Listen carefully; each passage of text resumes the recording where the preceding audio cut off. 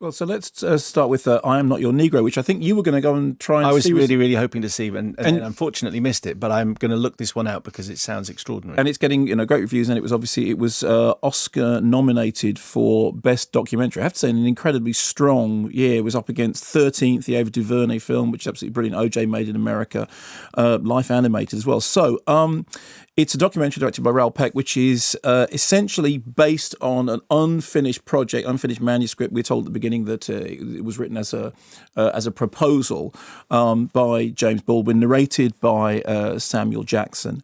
And it's a project that he had outlined to his agent, saying that called Remember This House, which was to be a revolutionary, a personal account of the lives and assassinations of Malcolm X, Martin Luther King, Medgar Evers, who are described as very different men, but together telling a singular story of America. And what the filmmaker has done is to take the existing manuscript material and to essentially sort of expand upon it and turn it into this really, really engrossing feature film. So the film is a mixture of narration and historical clips and movie clips and television interviews. When we first meet Baldwin, it's on the Dick Cavett show.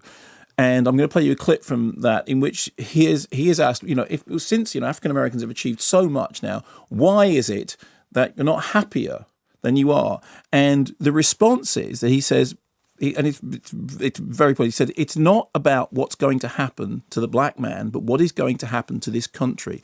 And the recurrent thesis then throughout the film is this idea that the whole idea of seeing the problem of race as other is fundamentally flawed because, as he says, I am an American.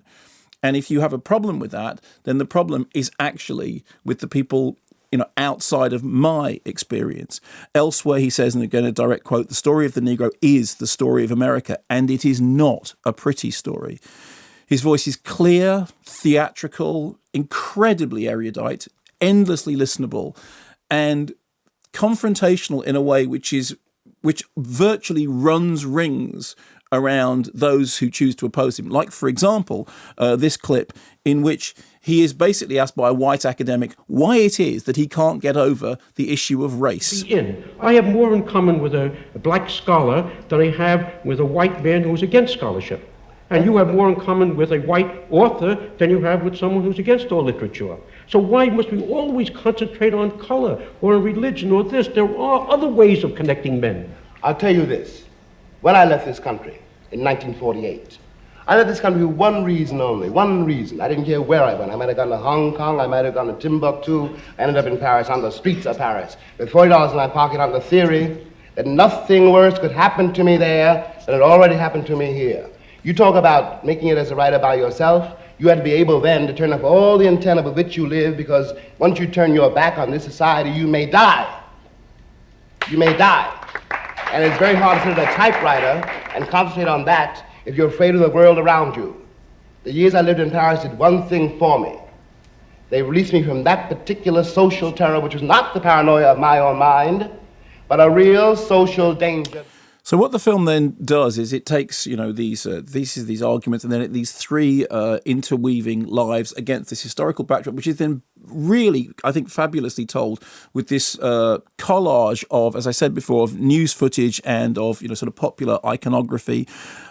We see things like an FBI memo that describes the author as he's a dangerous man who is probably an homosexual, and therefore he puts his name on a security index and, says, oh, well, obviously he's going to be a danger to society. There is brilliant use of movie clips, things like The Defiant Ones, Heat of the Night, Guess Who's Coming to Dinner. There's a marvellous discussion about the way in which different audiences react to that moment in The Defiant Ones when Sidney Poitier jumps off the train and half the audience is going, oh, what a relief, and the other half of the audience is going, what are you doing? Get back on the train. And it's really well done in terms of its very astute cultural analysis. There's much discussion of growing up on a culture of Westerns and automatically identifying with the, in inverted commas, heroic figures, and then the author realizing at a point in his life, oh, that's not me. That's not who I am. I'm the other people in this. And then a very, very sort of intricate and really intelligent discussion of the way in which the Western mythology was, quote, designed to reassure us that no crime had been committed, turning basically historical massacres into myths and legend. There are so many sort of quotable moments in the film to which I couldn't possibly do justice, not least because you need to hear them in the voice. There is a fantastic sequence of addressing a load of Cambridge academics and just speaking in this way, which is completely mesmerizing and utterly thrilling. But what's really great about the movie is that what it does is it takes both the poetry and the polemicism of the discussions, and it makes them ring true and makes them seem urgent and terribly contemporary. I mean, terribly contemporary. It's also a very, very entertaining film, which it is designed to be. I thought it was terrific. I think you'd really love it because it's so rich, it's so dense. There's so much texture in it. There's so much to enjoy and to digest. I mean, I need to go and see it again. And a cinematic experience. It is, yeah. It really, really is. Dan Davis in Bristol.